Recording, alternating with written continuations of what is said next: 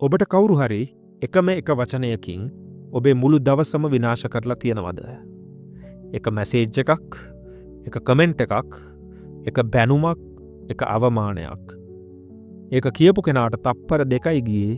හැබැයි ඔබ ඒක නිසා පැය 2ක්, දවසක්, සමහර වෙලාවට අවුරුදු ගණනක් දුක් විඳිනවා. හැබැයි දැන් මම ඔබෙන් ප්‍රශ්නයක් අහනවා. ඔබට රිදෙව්වේ ඇත්තටම කවුද? අර මිනිස්සයාද? අර වචනයද? අර ශබ්ද තරංගයද? එහෙම නැත්නම් ඔබේම මනසද?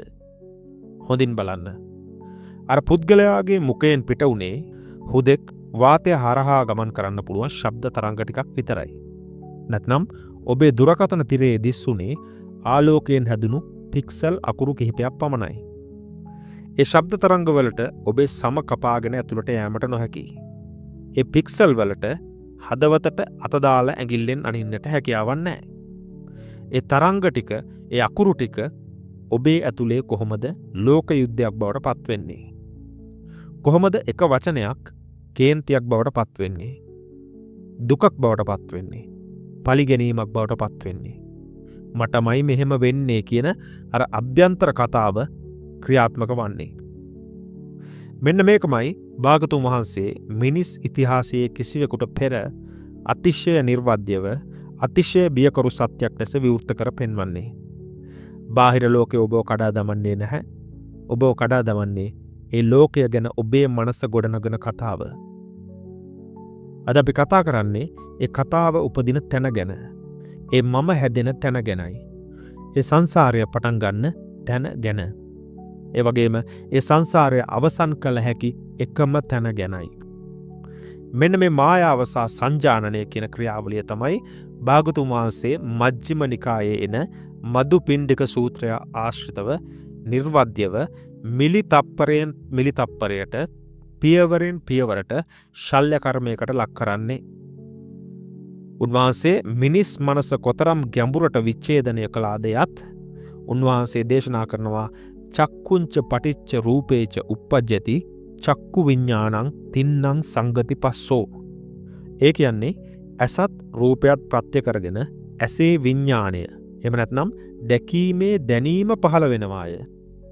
කනත් ශබ්දයක් ප්‍රත්‍ය කරගෙන කනේ විඤ්ඤාණය පහළ වෙනවාය.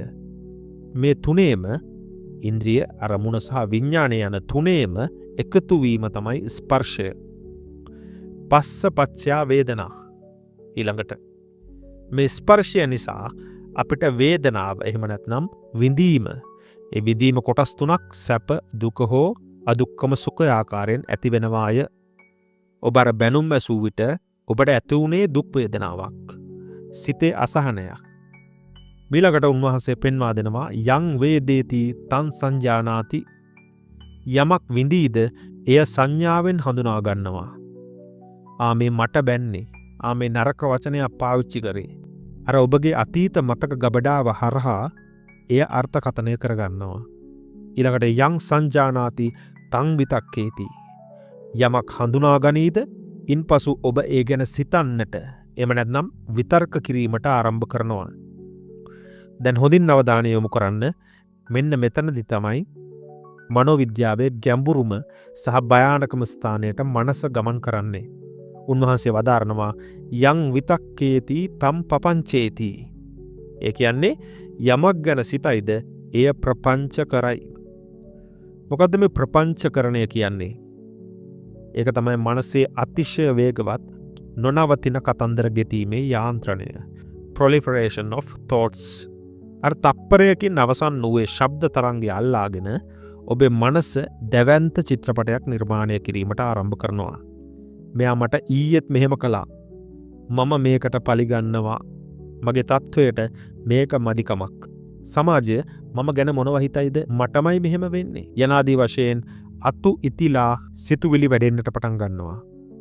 කීර්තිමත් මනෝවිද්‍යාඥ කාල් යොන් මේ හඳුන්වන්නේ අපේම අභ්‍යන්තරයේ ඇති සෙවණැලි බාහිරට ප්‍රක්ෂේපණය කිරීමක්, ප්‍රොජෙක්ෂන් එකක් කියලා. භාගතුන් වහන්සේ මේ සූත්‍රයට මදුපිණ්ඩික කියලා නම තැබුවේ ඇයි? මීපැණි කොයිතරම් මිහිරිද? ඒ වගේම අපේ මනසට මේ ප්‍රපංචකරණය කිරීම, ඒ කියන්නේ තමන්ගේම කතන්දරයේ තමන්ම වින්දිතයාවී, තමන්ම වීරයාවී, සිතුවිලි ගෙතීමේ අතිශයින්ම මිහිරි ක්‍රියාවලිය ඇබ්බැහි කරවන සුළුයි. අපි ඒ කෝපයට, අපි ඒ දුකට ඊටාම කැමැත්තක් දක්වනවා. ඔබ දුක් විඳින්නේ අර මුල් ශබ්ද තරංගය නිසා නෙවෙයි. ඉන්පසු ඔබේම මනස විසින් අර මම නැමැති ව්‍යාජ කේන්ද්‍රය වටා නිර්මාණය කරගත් මේ ප්‍රපංච, එහෙම නැත්නම් මනෝරාජ්‍ය නිසායි. ඔබට පේනවද මේ පරම යථාර්ථය? ලෝකය කියා බාහිරින් පවතින ඝනකම දෙයක් නැහැ. අපි අත්විඳින ලෝකය බාහිර අරමුණක අමු ස්වභාවයක් නෙවෙයි. ඉන්ද්‍රිය, විඥාන, වේදනා, සංඥා සහ ප්‍රපංච එකතු වෙලා ගොඩනගන අත්දැකීම් ලෝකයක් පමණයි. මේ අතිශය ගැඹුරු ථේරවාද මූලධර්මය එදිනදා ජීවිතයේ ප්‍රායෝගිකව තේරුම් ගැනීම සඳහා අපට ප්‍රබල උපමාවක් බද්ධ කළ හැකියි. පුරාණ චීන දාර්ශනිකයෙකු වූ චුවාං සූ විසින් ලෝකයට දායාද කළ මෙය හඳුන්වන්නේ හිස් බෝට්ටුවේ උපමාව කියලා. හිතන්න, ඔබ ඝන මීදුමක් ඇති දවසක ගඟක බෝට්ටුවක් පදමින් ඉන්නවා. හදිසියෙම වෙනත් බෝට්ටුවක් ඇවිත් ඔබේ බෝට්ටුවේ තදින් හැප්පෙනවා. ඔබට දැඩි කෝපයක් එනවා. ඔබ අර බෝට්ටුව පදවන කෙනාට බනින්න කට හදා ගන්නවත් එක්කම මීදුමස්සෙන් ඔබ දකිනවා අර හැප්පුණ බෝට්ටුවේ කිසිවෙක් නෑ කියලා. ඒක ගඟේ පාවෙලා ආපු හිස් බෝට්ටුවක් පමණයි. ඒ මොහොතේම ඔබේ කෝපය සම්පූර්ණයෙන්ම නැති වී යනවා. ඔබ ඒ බෝට්ටුව අතින් තල්ලු කරලා දාලා සංසුම්ව ඉදිරියට තමන්ගේ ගමනේ යනවා. ඇයි ඔබේ කෝපය ක්ෂණිකව නැති වුණේ? බෝට්ටුව හැප්පුණ එක ඇත්ත. භෞතික ගැටීමක් එතන තිබුණා. නමුත් එතන ඔබේ අනන්‍යතාවයට, ඔබේ මමත්වයට අභියෝග කරන්න, ඔබට විරුද්ධ වෙන්න පුද්ගලයෙක්, සබ්ජෙක්ට් එකක් එතන තිබුණේ නැත. බනින්න කෙනෙක් හිටියේ නැහැ. ඒක නිසා මේක හුදෙක් පෙරදිග කතාවක් පමණක් නෙවෙයි. බටහිර ලෝකයේ බිහි වූ ශ්‍රේෂ්ඨතම දාර්ශනික සම්ප්‍රදායක් වන ස්ටොයික් දර්ශනයේ එන ප්‍රබලම ඉගැන්වීමත් මෙන්න මේකමයි. ග්‍රීක දාර්ශනික එපික්ටේටස් පැවසුවේ මිනිසුන්ව කලබලයට පත් කරන්නේ සිදුවීම් නොව, ඒ සිදුවීම් ගැන ඔවුන් තුළ ඇති දෘෂ්ටියයි කියලා. එදිනදා ජීවිතයේදී ඔබට බනින මිනිසුන්, ඔබට කරදර කරන පුද්ගලයන් යනුද හරියට අර හිස් බෝට්ටුව හා සමානයි. නවීන ස්නායු විද්‍යාවට අනුව සහ මනෝවිද්‍යාවට අනුව බැලුවොත් ඔවුන්ගේ මොළයේ ඇති වී තිබෙන රසායනික අසමතුලිතතාවයන්, ඔවුන්ගේ අතීත කම්පනයක් හෝ මානසික පීඩාවක් නිසා ඔවුන්ගේ මනසේ අර ප්‍රපංච යාන්ත්‍රණය, එහෙම නැත්නම් ඔවුන්ගේම කතන්දරය ක්‍රියාත්මක වන නිසායි. ඒ මිනිසුන් හුදෙක් තමන්ගේ අතීත පුරුදු නිසා පාලනය වන හිස් බෝට්ටු පමණයි. ඒ ශබ්ද තරංග හුදෙක් හිස් බෝට්ටු පමණයි. නමුත් අපි කරන්නේ ඒ හිස් බෝට්ටු ඇතුළට අර පුද්ගලයාගේ, එහෙම නැත්නම් මම කියන සංකල්පය දමාගෙන දැවැන්ත ගැටුමක් නිර්මාණය කර ගැනීම. බුදුදහමේ එන ශූන්‍යතාවය කියන සංකල්පයෙන් කියවෙන්නේත් හරියටම මෙන්න මේක. නූතන ක්වන්ටම් ශාස්ත්‍ර න්‍යායේ, ක්වන්ටම් ෆීල්ඩ් තියරි එකේ ඔවුන් ඔප්පු කර පෙන්වන ආකාරයට මේ විශ්වයේ කිසිම දෙයක් ස්වාධීන වෙනම පවතින ඝනකම් ස්වභාවයක් නොවේය. සියල්ල එකිනෙක මත යැපෙන අන්තර්ක්‍රියා කරන ශක්ති ශාස්ත්‍රයන් පමණයි. බනින කෙනාත් බැනුම් මසන මමත් යනු හුදෙක් ස්වභාව ධර්මයේ සිදුවන හේතුඵල ක්‍රියාවලියක් පමණයි. එහි ස්ථිර ආත්මයක් හෝ ඝනකම් ආයතනයක් නැත. මදුපිණ්ඩික සූත්‍රයේ අපට උගන්වන්නේ මේ මායාව හඳුනාගෙන අර ප්‍රපංචකරණයේ මිහිරට, මිවදයට රැවටෙන්නේ නැතුව ශබ්දය ශබ්දයක් ලෙසත්, රූපය රූපයක් ලෙසත් දකිමින් අර කතන්දර ගෙතීමේ ක්‍රියාවලිය නතර කර දැමීමට. ප්‍රපංචය නතර වූ තැන සතුරෙක් නැත, මිතුරෙක් නැහැ.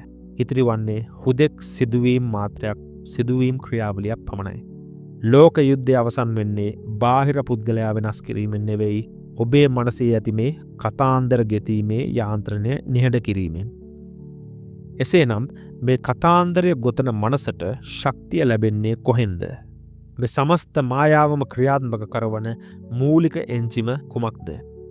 බොහෝ ආගම්වල මේ යන්ත්‍රය ක්‍රියාත්මක කරන්නේ දෙවියන් වහන්සේ විසින් හෝ වෙනත් බාහිර බලවේගයකින් කියලා විශ්වාස කරනවා. නමුත් සමහරෙක් මෙය කිසියම් ස්ථිර ආත්මයක් විසින් මෙහෙයවනවා කියලා විශ්වාස කරනවා. ශ්‍රේෂ්ඨ විද්‍යාඥ නිකොලා ටෙස්ලා වරක් මෙවැනි ප්‍රකාශයක් කළා. ඔබට විශ්වයේ රහස් සොයා ගැනීමට අවශ්‍ය නම් ශක්තිය, සංඛ්‍යාතය සහ කම්පනය, එනර්ජි, ෆ්‍රීකවන්සි and vibration කියන කෝණයන්ගෙන් සිතන්න කියලා. විශේෂයෙන්ම ඔහුගේ 369 එහෙම නැත්නම් 369 න්‍යාය තුලින් ඔහු පෙන්වා දෙන්නට උත්සාහ කළෙත් විශ්වයේ පවතින මේ අසිරිමත් ගණිතමය සහ ශක්ති රටාවන් පිළිබඳව. ටෙස්ලා මේ ඉලක්කම් තුනෙන් අදහස් කළේ මොකක්ද? ඔබ භෞතික ලෝකයේ පවතින ඕනෑම දෙයක් ගුණ කිරීමෙන් ඉදිරියට ගියොත් එහෙම උදාහරණයක් ලෙස 1 2 4 8 16 යන ආදී වශයෙන් දෙගුණ කරමින් ගියොත් මේ භෞතික රටාව තුල කොතනකවත් ඔබට 3 6 හෝ 9 මුණගැසෙන්නේ නැත. ඒ අපේ පියවි ඇසට පෙනෙන ලෝකයයි. නමුත් ටෙස්ලා විශ්වාස කළා අපේ ඇසට පෙනෙන මේ භෞතික ලෝකය සම්පූර්ණයෙන්ම පාලනය කරන්නේ ඊට වඩා ඉහළ මානයක පවතින මේ 369 කියන අදෘශ්‍යමාන ශක්ති කම්පනයන් මගින් කියලා. විශේෂයෙන්ම 9 යන්නේ ඔහු පැවසුවේ සියලු ශක්තියින් ආරම්භ වන සහ අවසන් වන පරම ශුන්‍යතාවයයි කියලා. එහෙම නැත්නම් සියල්ල සම්පූර්ණ වන විශ්වයේ කේන්ද්‍රයයි කියලා. ඔහු දුටුවා මේ විශ්වය කියන්නේ ඇසට නොපෙනෙන නියමයන්ගෙන් ක්‍රියාත්මක වන එක්තරා මහා යන්ත්‍රයක් කියලා. නමුත් භාගතුන් වහන්සේ මීට වසර 2600කට ප්‍රථම ඊටත් වඩා සියුම්ව ඊටත් වඩා ගැඹුරුව මේ මහා යන්ත්‍රය අපට පෙන්වා දුන්නා. ඒ යන්ත්‍රය තියෙන්නේ පිටත අභ්‍යවකාශයේ නෙවෙයි අපේම විඥාණය තුලයි. එයත් අන් කිසිවක් නොව නොනවතින ශක්ති ප්‍රවාහයක් සහ ඊටමත් සියුම් හේතුඵල රටාවක් කියලා. ඒ මහා යන්ත්‍රය තමයි පටිච්ච සමුප්පාදය එහෙම නැත්නම් හේතුඵල ධම. ටෙස්ලා භෞතිකව විශ්වයේ අදෘශ්‍යමාන රටාව දුටුවාසේම සම්මා සම්බුදුරජාණන් වහන්සේ අපගේ භව ගමන නිර්මාණය කරන ඒ අදෘශ්‍යමාන මානසික ශක්ති රටාව ලෝකයට විවර කර දුන්නා. බොහෝ දෙනා පටිච්ච සමුප්පාදය දකින්නේ අතීත වර්තමාන සහ අනාගත යන භව තුනකට විහිදුණු දිගු කතාවක් විදියට පමණයි. එය සාමාන්‍ය සමාජයට තේරුම් ගැනීමට පහසු සාපේක්ෂ සත්‍යයක් පමණයි. නමුත් අද අපි කතා කරන්නේ ඒ මතු පිට තලය නෙවෙයි. අභිධර්මයට සහ ගැඹුරු සූත්‍ර දේශනාවන් වලට අනුව ෂණික පටිච්ච සමුප්පාදය කියන්නේ මේ දැන් ඔබ ගන්නා සෑම හුස්මක් පාසාම ඔබේ ඇසට රූපයක් ගැටෙන සෑම තප්පරයකම මිලි තප්පර ගණනක් ඇතුළත ඔබේ මොළය සහ මනස ඇතුලේ අතිශය වේගයෙන් භ්‍රමණය වන සජීවී ඇල්ගොරිතමයක්. ඔබ නවතම මාදිලියේ ජංගම දුරකථනයක් එම නැත්නම් සුකෝපභෝගී වාහනයක් හෝ ඔබට මේ මොහොතේ ලබාගත නොහැකි මට්ටමේ තිබෙන වෙනත් භෞතික වස්තුවක් දකිනවා. එය දුටු සැනින් එය කෙසේ හෝ ලබා ගැනීමේ ආශාවක් ඔබ තුළ නිර්මාණය වෙනවා. ඔබ හිතනවා මේක මට ලැබුණොත් මගේ ජීවිතය සම්පූර්ණයි. මම සමාජයේ ඉහළම තැනකට යනවා. මගේ අඩුව පිරෙනවා. ඒ වෙනුවෙන් ඔබ ඔබේ නිදහස සහ නින්ද පාවා දෙමින් මාස ගණනාවක් නිදි මරාගෙන මුදල් සොයනවා. අවසානයේ ඔබ ඒ වාහනය හෝ දුරකථනය හෝ යම්කිසි ඒ භෞතික දෙය මිලදී ගන්නවා. මිලදීගත් පළමු දින කිහිපේ ඔබට ලෝකයේ ඉන්න සතුටුම පුද්ගලයා වාසනාවන්තම පුද්ගලයා ඔබයයි සිතන තරමට විශාල ආශ්වාදයක් විශාල උද්ධාමයක් දැනෙනවා. ස්නායු විද්‍යාවට අනුව ඔබේ මොළයේ ඩෝපමීන් නැමැති රසායනිකය උපරිමයෙන්ම වහනය වී ත්‍යාග පද්ධතිය රිවෝඩ් සිස්ටම් එක සක්‍රිය වී තිබෙන නිසා තමයි ඔබට එහෙම හැඟෙන්නේ. නමුත් සති කිහිපයක් උපරිම මාස කිහිපයක් යන විට ඒ දැනුණු උද්දාමය සම්පූර්ණයෙන්ම මැකී ගිහිල්ලා අර භෞතික වස්තුව සාමාන්‍ය දෙයක් බවට පත් වෙනවා. අර පරණ හිස් බව නැවතත් ඔබට දැනෙන්න පටන් ගන්නවා. ඉන්පසු ඔබ මොකද්ද කරන්නේ? ඔබේ මනස ඊළඟ අලුත් මාදිලියේ දුරකථනය ඊළඟ ඉලක්කය ගැන හීන දකින්නට පටන් ගන්නවා. 19 වන සියවසේ විසූ ප්‍රකට ජර්මානු දාර්ශනික ආතර් ෂෝපන්හාවර් මිනිස් ජීවිතයේ මේ ඛේද වාචකය අතිශය අපූර්වට විස්තරයක් කළා. ඔහු පැවසුවා ජීවිතය යනු වේදනාව සහ කම්මැලිකම අතර දෝලණය වන පෙන්ඩලයක් කියලා. අපි යමක් නොමැති කමින් වේදනාව විඳිනවා. එය ලැබුණු පසු කම්මැලි වෙනවා. ඉන්පසු හිස් බව මකා ගැනීම සඳහා ඊළඟ දේ පස්සේ හඹා යනවා. නූතන මනෝවිද්‍යාවේ මේකම හඳුන්වන්නේ හීඩොනික් ට්‍රෙඩ්මිල් කියලා. ට්‍රෙඩ්මිල් යන්ත්‍රයක් මත දුවන කෙනෙක් කොයිතරම් වේගයෙන් දිව්වත් ඔහු ඉන්නේ එකම තැන.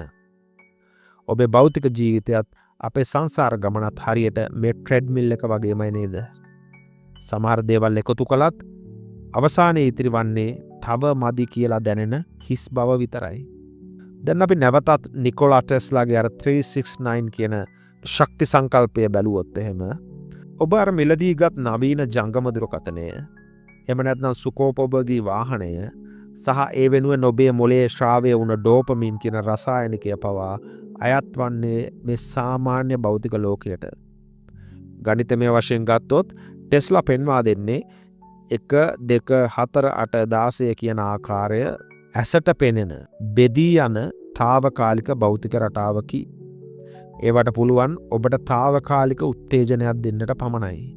නමුත් මේ සමස්ත ක්‍රියාවලියම පාලනය කරන අර පෙන්ඩලය එහාට මෙහාට ගෙන යන මෝටරය කොහෙද තියෙන්නේ? ටෙස්ලා පෙන්වා දෙන්නේ ඒ අදෘශ්‍යමාන බලගතු 369 කියන සංඛ්‍යානයන් ක්‍රියාත්මක වන්නේ ඔබේ අර හිස් බව අරක්ගත් නොනවතින කම්පනයක් සහිත මනස තුලයි කියලා. ඔබ යමක් පසුපස හඹා යද්දී ඔබ නොදැනුවත්වම කම්පනය වන්නේ මට මදි, මට තව ඕන, මම අසම්පූර්ණයි කියන අඩුපාඩුවේ සංඛ්‍යාතය. භාගතුන් වහන්සේ මේ අදෘශ්‍යමාන කම්පන රටාව එමත් නැත්නම් විශ්වයේ මේ රහසිගත සංඛ්‍යාතය තෘෂ්ණාව සහ අවිද්‍යාව කියලා හඳුන්වා දුන්නා. පටිච්ච සමුපාදයේ ක්ෂණික ක්‍රියාකාරීත්වය කියන්නේ මෙන්න මේකයි. ඔබ ඒ අතෘප්තිකර සංඛ්‍යාතයේ රැඳී සිටින ආතාකල් ඔබ අර ශක්ති ප්‍රවාහය හරහා විශ්වයෙන් ආකර්ෂණය කරගන්නේ තවත් දුක, තවත් වෙහෙස සහ තවත් අතෘප්තිය පමණයි. ටෙස්ලාගේ ගණිත රටාව අනුව 9 කියලා කියන ඉලක්කමෙන් නියෝජනය වන්නේ සියල්ලේම කේන්ද්‍රය, පරම ශුන්‍යතාවය, එව නැත්නම් පරිපූර්ණත්වය. එය අනෙක් සියලු සංඛ්‍යාවන් පාලනය කරන නිශ්චල තිතක්. සැබෑ ප්‍රශ්නය තියෙන්නේ අර භෞතික දුරකථනයේ හෝ වාහනයේ නෙවෙයි. ප්‍රශ්නය තියෙන්නේ ඔබ ඇතුලේ ක්‍රියාත්මක වන යන්ත්‍රයේ. පටිච්ච සමුපාදය මේ පියවරෙන් පියවරට පෙන්වා දෙනවා. අවිද්‍යාව සංස්කාර, විඥාන, නාම රූප, සලආයතන සහ ස්පර්ශයන් ඇති වෙනවා. ස්පර්ශ නිසා වේදනාව හට ගන්නවා. මෙතනදි තමයි මුළු මහත් මානව සංහතියම සියලු සත්වයින් සිරවෙන භයානකම සන්දිස්ථානයේ ක්‍රියාත්මක වෙන්නේ. ඒ කියන්නේ වේදනා පත්‍යා තණ්හා. විදීම ප්‍රත්‍යයෙන් ආශාව හෝ ගැටීම ඇති වෙනවා. මේක අතිශයින්ම සියුම්ව තේරුම් ගන්න බුදුදහමේ උගන්වන ගැඹුරුම සංකල්පයක් වන අනුසය මෙතනදී ක්‍රියාත්මක වීම සිදුවනවා. අනුසය කියන්නේ නිදාගෙන ඉන්න. නමුත් අවස්ථාව ආපු ගමන් මතුවිය හැකි යටිසිතේ තිබෙන බලවේග. වේදනාවන් ප්‍රධාන වශයෙන් 3 ආකාරයයි. සැප, දුක, දුක්ඛම සුඛ. ඔබ අර අලුත් දුරකථනය දුටු විට හෝ ඒ අතර ගත් විට ඔබට සුඛ වේදනාවක් ඇති වුණා. මොළයේ ඩෝපමින් රසායනිකය වැහිලා ඔබට ආස්වාදයක් දැනුණා. ඒ සුඛ වේදනාව සමගම ඔබේ යටිසිතේ නිදාගෙන සිටි රාගානුසය ෂණිකවම අවදි වෙනවා. අවිද්‍යාවෙන් පෙළෙන සාමාන්‍ය මනස කරන්නේ අර වේදනාව තදින් අල්ලගෙන එය සදාකාලිකව පවත්වාගෙන යාමට අවශ්‍යයි සිතා ඒ කෙරෙහි තණ්හාව නිර්මාණය කර ගැනීම. අපි ආස කරන්නේ, අපි තණ්හා කරන්නේ අර භෞතික දුරකථනයට හෝ වාහනයට නෙවෙයි. ඒ වස්තුව හරහා අපේ ශරීරයේ ඇතුලේ නිර්මාණය වන රසායනික වේදනාවට. අනෙක් අතට ඔබට කවුරුන් හෝ බනින විට ඔබට ඇතිවෙන්නේ දුක් වේදනාවක්. ඒ දුක් වේදනාව සමග ඔබේ මනසේ ඇති පටිඝානුසය අවදිවීම සිදුවනවා. ඔබේ වේදනාවට වෛර කරනවා, ගැටෙනවා. විභව තණ්හාව. මේ දෙකේම තියෙන තණ්හාවමයි. දැන් තණ්හාව ඇති වූ පසු ඊළඟට ක්‍රියාත්මක වන්නේ උපාදානයයි. දැඩිව ග්‍රහණය කර ගැනීම. මේක මගේ, මේක තමයි මට සතුට ලබා දෙන්නේ, මේක නැති වුණොත් මට ජීවත් වෙලා වැඩක් නැහැ. අනේ ආකාරයෙන් සිතා මනස ඒ වේදනාවට තදින් බැඳෙනවා. බ්‍රිතාන්‍ය දාර්ශනික ඇලන් වොට්ස් මේක අපූර්වට පැහැදිලි කරලා තියෙනවා. ඔහු කිව්වේ මේ ෂණයක් පාසා වෙනස් වන ලෝකයේ අත්දැකීම් තදින් අල්ලා ගැනීමට යෑම හරියට ගලාගෙන යන ජලය පාර්සලයක ඔතා ගන්න හදනවා වගේ නිෂ්ඵල ක්‍රියාවලියක් කියලා. නමුත් අපි ඒ ජලය අල්ල ගන්නට උත්සාහ කරනවා. උපාදානය නිසා භවය හැදෙනවා. ඒ කියන්නේ අර වස්තුව මත යැපෙන අලුත් අනන්‍යතාවයක්, අලුත් මමෙක් එතන නිර්මාණය වෙනවා. ඇමරිකානු මානව විද්‍යාඥ අර්නස්ට් බෙකර් ඔහුගේ The Denial of Death කියන සුප්‍රකට කෘතියෙන් පෙන්වා දුන්නේ මේ යථාර්ථයමයි. මනුෂ්‍යයා තමන්ගේ නියත මරණය සහ අනිත්‍යතාවය කෙරෙහි ඇති දැඩි අභ්‍යන්තර බිය වසා ගැනීම සඳහා මේ වගේ භෞතික වස්තු කීර්තිය මම කියන ව්‍යාජ අනන්‍යතාවය අකණ්ඩවම පවත්වාගෙන යාමට ගොඩනගා ගැනීමට උත්සාහ කරයි. ඊට පස්සේ මේ අලුත් මමගේ ජාතිය ඉපදීම සහ ඊට අනුරූපව ජරා මරණය සිදුවීම පැමිණෙනවා. සතුට විනාශ වී යනකොට ශෝක පරිදේව දුක් දෝමනස්යන්ගෙන් මේ මුළු මහත් දුක් ගොඩම හට ගැනීම සිදුවනවා. සංසාරය කියන්නේ ඊළඟ ආත්මයේ උපදින එක නෙවෙයි. සංසාරය කියන්නේ මේ දැන් මේ තප්පරේ අර දුරකථනය ගැන හිතලා ඔබේ මනසේ අලුත් මමෙක් අලුත් භවයක් ඉපදුන එකට. ඔබ අර ට්‍රෙඩ්මිල් එක මත යලිත් වරක් ඇද වැටෙනවා. එසේනම් සංසාරය නැවැත්වීම නැත්නම් මේ පටිච්ච සමුප්පාද යන්ත්‍රය කඩා බිඳ දැමීම සිදු කරන්නේ කෙසේද? මේ මුළු මහත් චක්‍රයේම ඔබට පාලනය කළ හැකි එකම සහ සංවේදීම ස්ථානය තියෙන්නේ අර අපි කතා කළ වේදනාව සහ තණ්හාව අතර. ඔබට අතීතයෙන් ගෙන සංකාරය වෙනස් කිරීමට නොහැකි, රූපයක් දුටු විට ඒ රූපය මොළයේ සටහන් වීම ඔබට නැවැත්විය නොහැකි, ස්පර්ශය නිසා දුකක් හෝ සතුටක් දැනීම පවා ඔබට නැවැත්විය නොහැකි. භාගතුන් වහන්සේගේ ශරීරයට පවා ගලක් වැදුණු විට උන්වහන්සේට දැඩි ශාරීරික වේදනාවක් දැනුණා. නමුත් උන්වහන්සේ වේදනාව කෙරෙහි ද්වේෂයක් හෝ තණ්හාවක් ඇති කරගත්තේ නැහැ. උන්වහන්සේගේ පටිඝානුසය සම්පූර්ණයෙන්ම ගැලවී ගොස් තිබුණ නිසා. රහස තියෙන්නේ අන්න එතන. සති සහ සිහිය කියන ඒ ආයුධය ක්‍රියාත්මක කළ යුත්තේ මෙන්න මෙතනයි.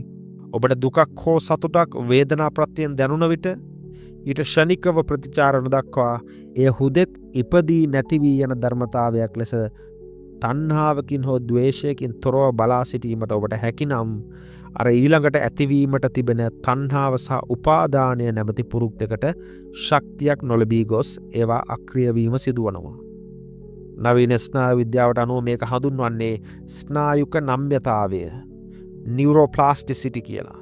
ඔබේ කේන්තියට හෝ ආශාවට ප්‍රතිචාර නොදක්වා සිහියෙන් සතියෙන් බලා සිටින සෑම වාරයක් පාසාම ඔබේ මොළයේ පැරණි පුරුදුවලට අදාළ ස්නායුක මාර්ග neural pathways දුර්වල වෙලා නිදහසට සහ උපේක්ෂාවට අදාළ නව ස්නායුක මාර්ග ශක්තිමත් වීම සිදුවනවා. භෞතිකවම ඔබේ මොළයේ ව්‍යුහය වෙනස් වීම සිදුවනවා. ඔබේ වේදනාව අල්ලා නොගන්නා විට අර ලෝක යුද්ධය හදපු මම කියන පුද්ගලයා නිර්මාණය වන්නේ නැහැ. භව නිරෝධය තමයි මෙතනදී සිද්ධ වන්නේ. තණ්හාව නිරෝධ වූ තැන උපාදානයක් නැත. උපාදානය නැති තැන භවයක් නැත. භවය නැති තැන ඊළඟ මොහොතේ නැවත ඉපදීමක් එහෙම නැත්නම් ජාති නැත. ජාති නිරෝධයෙන් ජරා මරණ නිරෝධ වේ.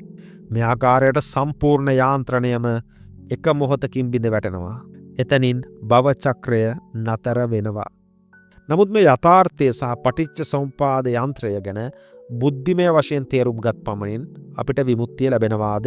බොහෝ දෙනා හිතන්නේ මේ සංසාර චක්‍රය නතර කිරීමට නම් හිමාලයේ කැලයට වී නැත්නම් ආරණ්‍යයකට වී දශක ගණනාවක් ඇස් පියාගෙන භාවනා කළ යුතුයි කියලා.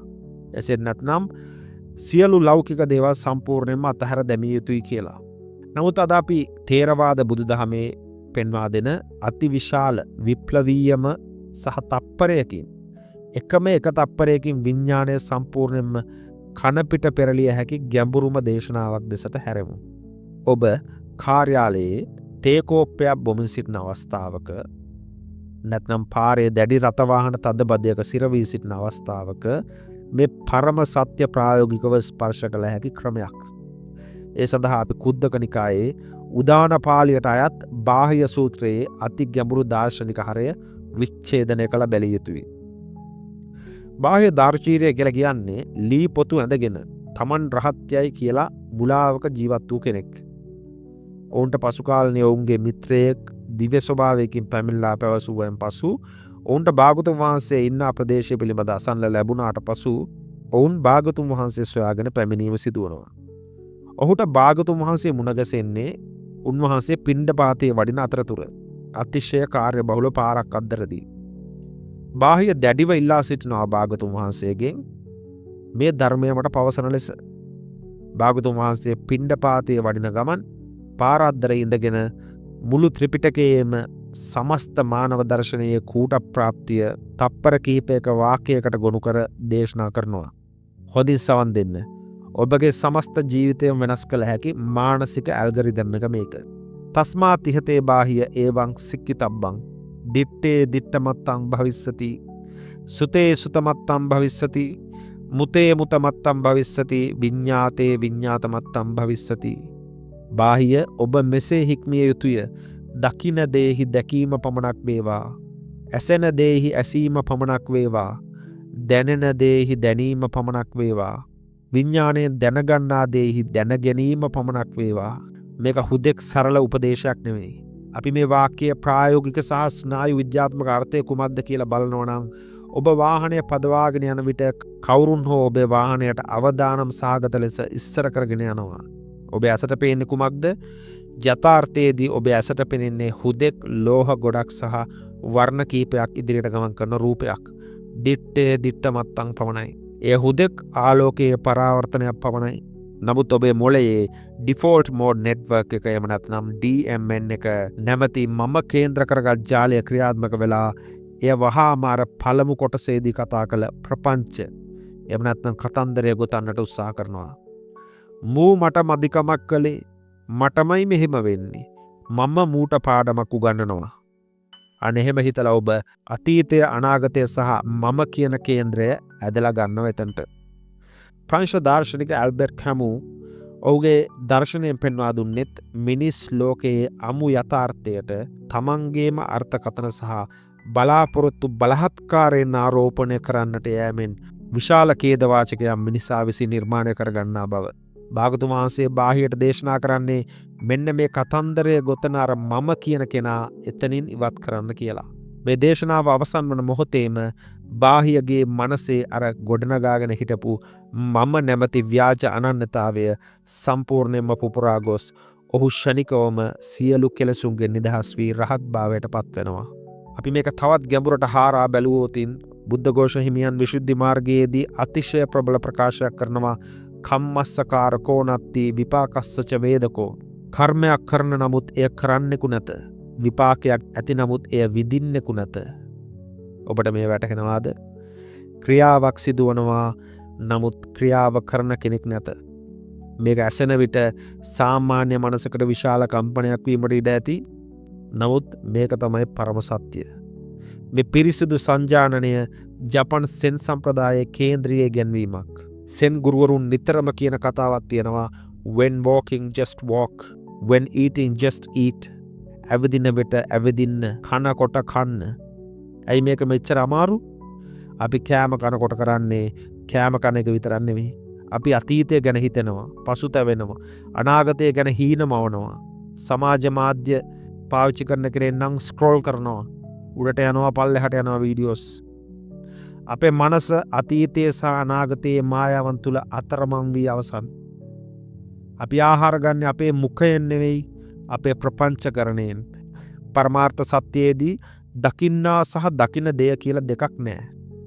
ක්වොන්ටම් භෞතික විද්‍යාවේ එන නිරීක්ෂකයාගේ බලපෑම හරහා නවීන විද්‍යාවත් අද මේ දෙසටම තමයි හැරෙමින් තිබෙන්නේ.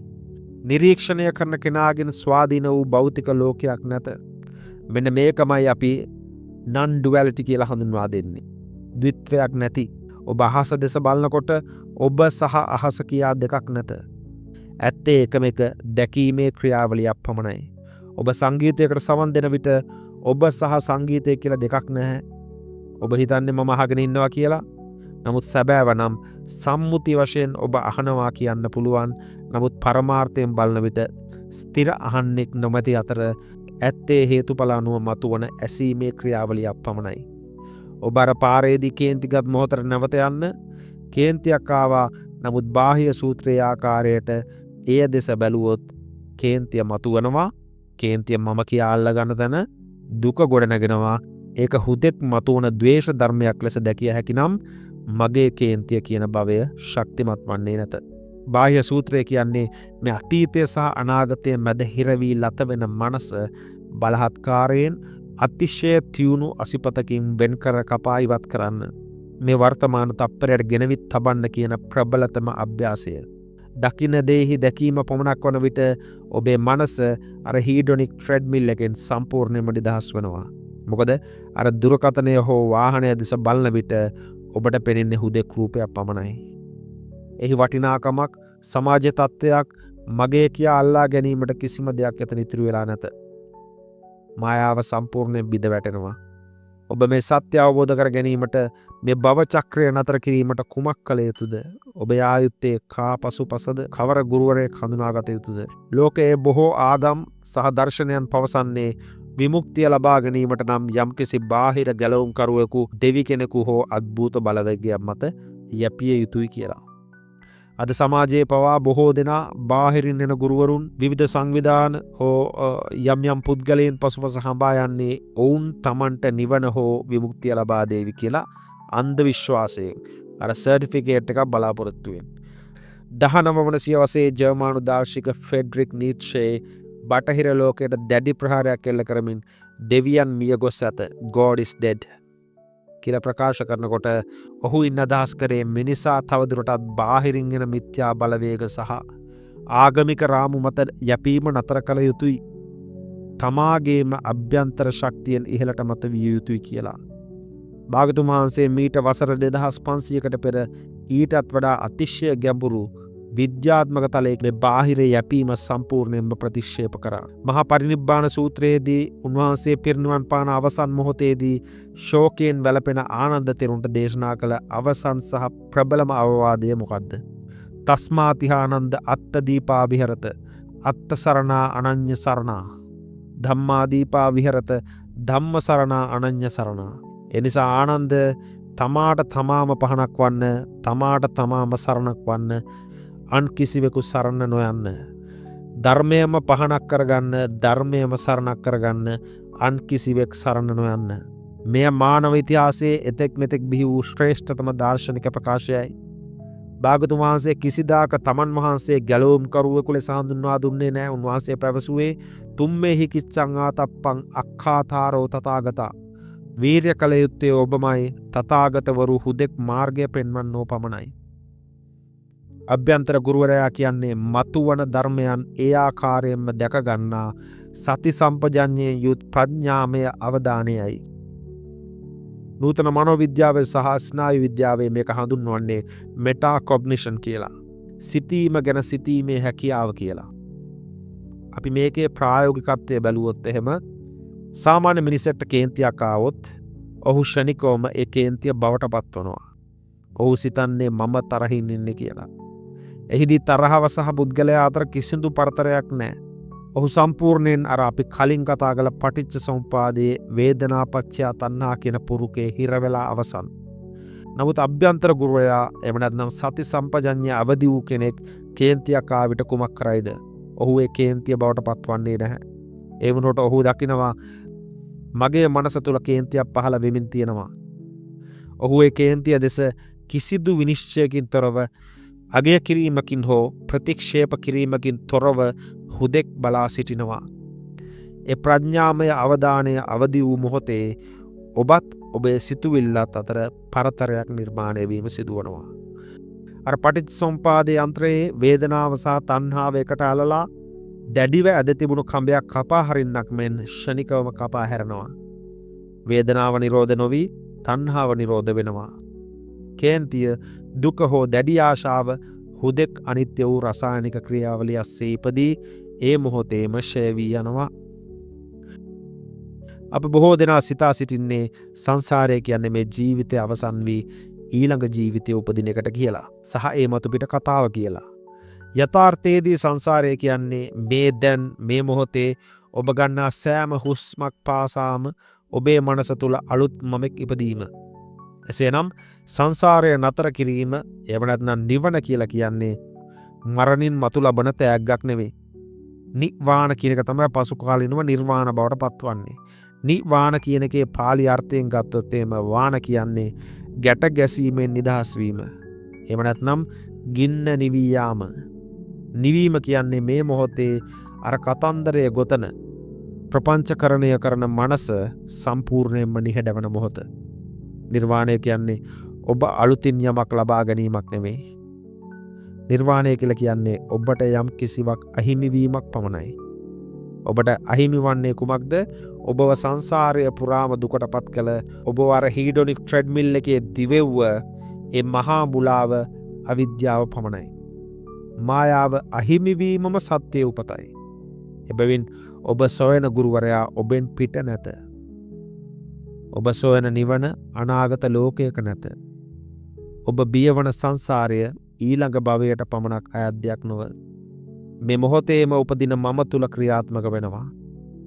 දකින දේහි දැකීම පමණක් වන විට, ඇසෙන දේහි ඇසීම පමණක් වන විට, විඳින දේහි විඳීම පමණක් වන විට ප්‍රපංචය නැවතීම සිදුවනවා. ප්‍රපංචය නවතින තැන තණ්හාව දුර්වල වීම සිදුවනවා. තණ්හාව දුර්වල වන තැන උපාදානය බිඳ වැටෙනවා. උපාදානය බිඳ වැටෙන තැන මම නැමැති භවය උපදින්නේ නැහැ. අන්න එතනයි සංසාරයේ අවසානය ආරම්භ වෙන්නේ. එබැවින් අත්තදීපා විහෙරත, තමාට තමාම පහනක් වන්න, තමාගේ තුලින්ම තමාගේ ගුරුවරයා අවදි කරගන්න. එනම් සියලු දෙනාටම තෙරුවන් සරණයි.